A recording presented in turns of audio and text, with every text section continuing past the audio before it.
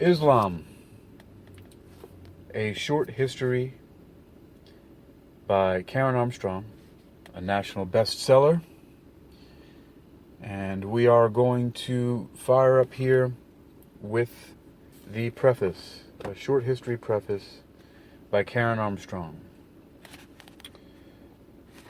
This book, let's take a look here, was fairly new. It was published in 2002. All right, by Karen Armstrong is the copyright. And the preface is very insightful. You're listening to World Reading Club, presented by Hakeem Alibokis Alexander on Spreaker, social podcasting, Call-In, social podcasting, and Wisdom, Social Audio Inc., presented by and for World Reading Club, in association with Uniquilibrium. This edition's reading focus comes to us from the book Islam, A Short History by Karen Armstrong. This is the preface that I'll be reading. But first, there's a short excerpt here that should go first. It's on the back cover, and it reads, "No religion in the modern world is as feared and misunderstood as Islam. It haunts the popular imagination as an extreme faith that promotes terrorism, authoritarian government, female oppression, and civil war." In a vital revision about the subject, Karen Armstrong's short history demonstrates that the world's fastest growing faith is a much more complex phenomenon than its modern fundamentalist strain might suggest. Preface. The external history of a religious tradition often seems divorced from the raison d'etre of faith. The spiritual quest is an interior journey. It is a psychic rather than a political drama. It is preoccupied with liturgy, doctrine, contemplative disciplines, and an exploration of the heart, not with the clash of current events. Religions certainly have a life outside the soul. Their leaders have to contend with the state and affairs of the world, and often relish doing so. They fight with members of other faiths who seem to challenge their claim to a monopoly of absolute truth. They also persecute their co-religionists for interpreting a tradition differently or for holding heterodox beliefs.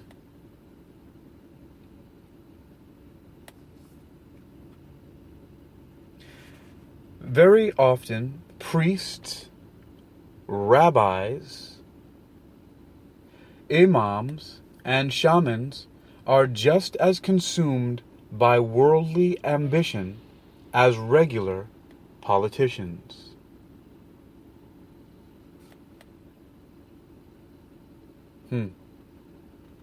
But all this is generally seen as an abuse of a sacred ideal. These power struggles are not what the religion is really about, but an unworthy distraction from the life of the Spirit, which is conducted far from the madding crowd, unseen, silent, and unobtrusive. Unseen, silent, and unobtrusive.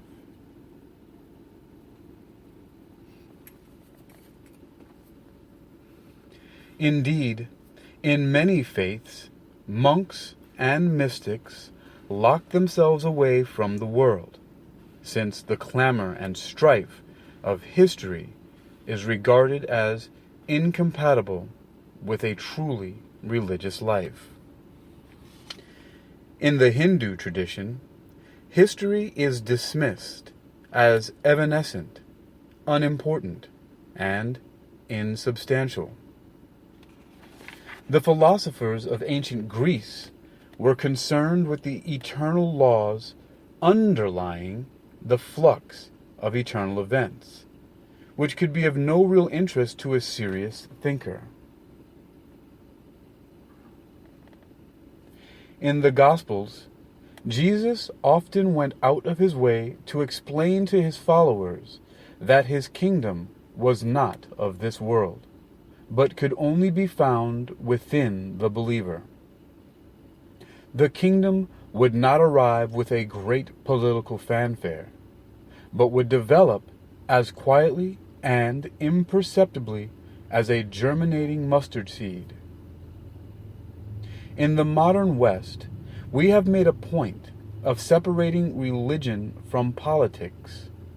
This secularization was originally seen by the philosophies of the Enlightenment as a means of liberating religion from the corruption of state affairs and allowing it to become more truly itself. I wonder if I read that correctly. In the modern West, we have made a point of separating religion from politics. This secularization was originally seen by the philosophers of the Enlightenment as a means of liberating religion from the corruption of state affairs and allowing it to become more truly itself. But however spiritual their aspirations, religious people have to seek God or the sacred in this world. They often feel that they have a duty to bring their ideals to bear upon society. Even if they lock themselves away, they are inescapably men and women of their time and are affected by what goes on outside the monastery. Although they do not fully realize this, wars, plagues, famines, economic recession, and the internal politics of their nation will intrude upon their cloistered existence and qualify their religious vision. Indeed, the tragedies of history often goad people into the spiritual quest in order to find some ultimate meaning in what often seems to be a succession of random, arbitrary, and dispiriting incidents.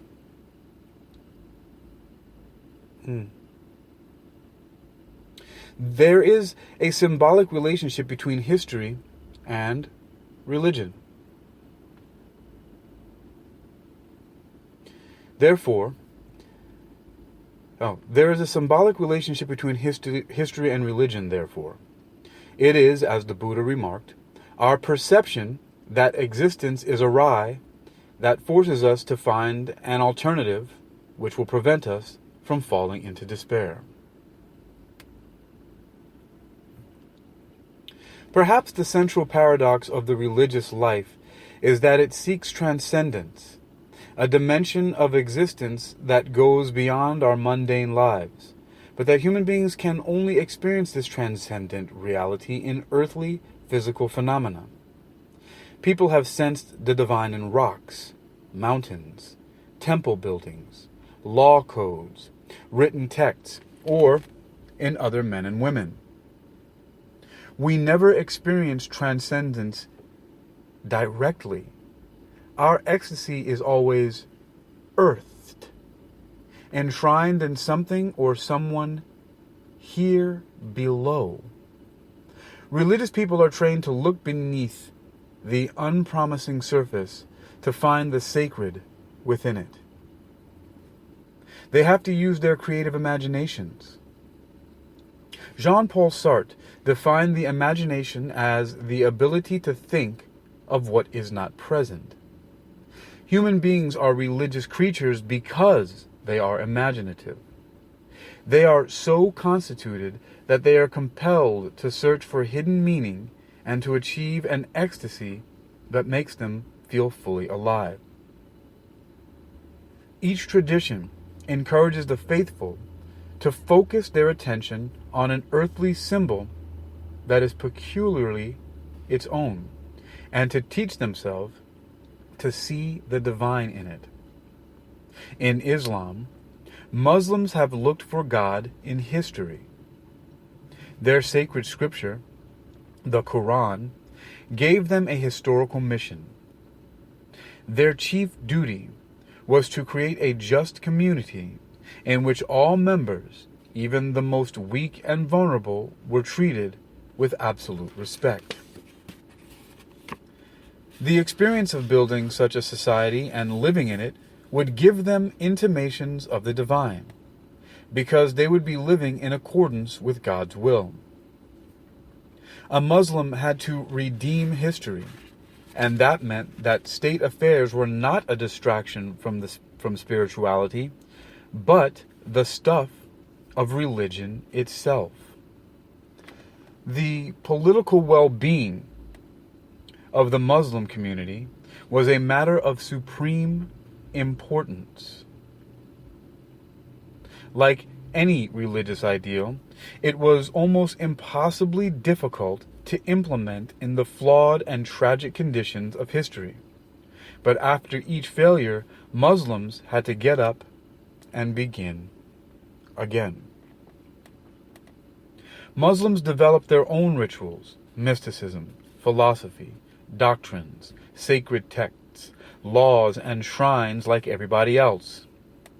But all these religious pursuits sprang directly from the Muslims' frequently anguished contemplation of the political current affairs of Islamic society.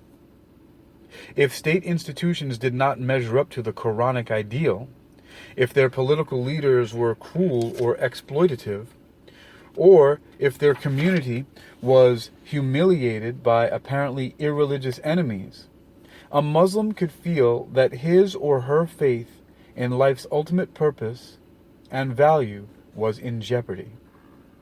Every effort had to be expended to put Islamic history back on track, or the whole religious enterprise would fail, and life would be drained of meaning. Politics was, therefore, what Christians would call a sacrament. It was the arena in which Muslims experienced God and which enabled the divine to function effectively in the world. Consequently, the historical trials and tribulations of the Muslim community, political assassinations, civil wars, invasions, and the rise and fall of the ruling dynasties, were not divorced from the interior religious quest, but were of the essence of the Islamic vision. A Muslim would meditate upon the current events of his time and upon past history, as a Christian would contemplate an icon, using the creative imagination to discover the hidden divine kernel. An account of the external history of the Muslim people cannot, therefore, be of mere secondary interest, since one of the chief characteristics of Islam has been its sacralization of history. Islam, A Short History. That's the preface. It's by Karen Armstrong. It says on the cover it's an international bestseller. I'll look at two more points in here. It says that in Islam, Muslims have looked for God in history. Their sacred scripture, the Quran, gave them a historical mission. I emphasize it says their chief duty was to create a just community in which all members, even the most weak and vulnerable, were treated with absolute respect. And to that last point, again here, An account of external history of the Muslim people cannot, therefore, be of mere secondary interest, since one of the chief characteristics of Islam has been its sacralization of history. So I think, and I know that that is relevant in some ways of understanding why there are Islamic states, why the religion is intimately tied to the politics. Because that's in the religion itself. I don't know if a lot of people knew that. I didn't know that. So that's the preface by Karen Armstrong in the book Islam, A Short History. I'll close again with one of the descriptions on the back cover here. And once again it says, "No religion in the modern world is as feared and misunderstood as Islam. It haunts the popular imagination as an extreme faith that promotes terrorism, authoritarian government, female oppression, and civil war. In a vital revision of this narrow view of Islam and a distillation of years of thinking and writing about the subject, Karen Armstrong's short history demonstrates that the world's fastest growing faith is a much more complex phenomenon than its modern fundamentalist strain might suggest." Islam, A Short History Preface. You've been listening to World Reading Club, presented by Hakeem Ali Bokus Alexander on Spreaker, Social Podcasting, Call-In, Social Podcasting, and Wisdom, Social Audio Inc. Presented for World Reading Club in association with Uniquilibrium. In the next World Reading Club episode, I will be reading the chronology, which spans from 610 all the way to 2001. It's extensive and also very informative and insightful.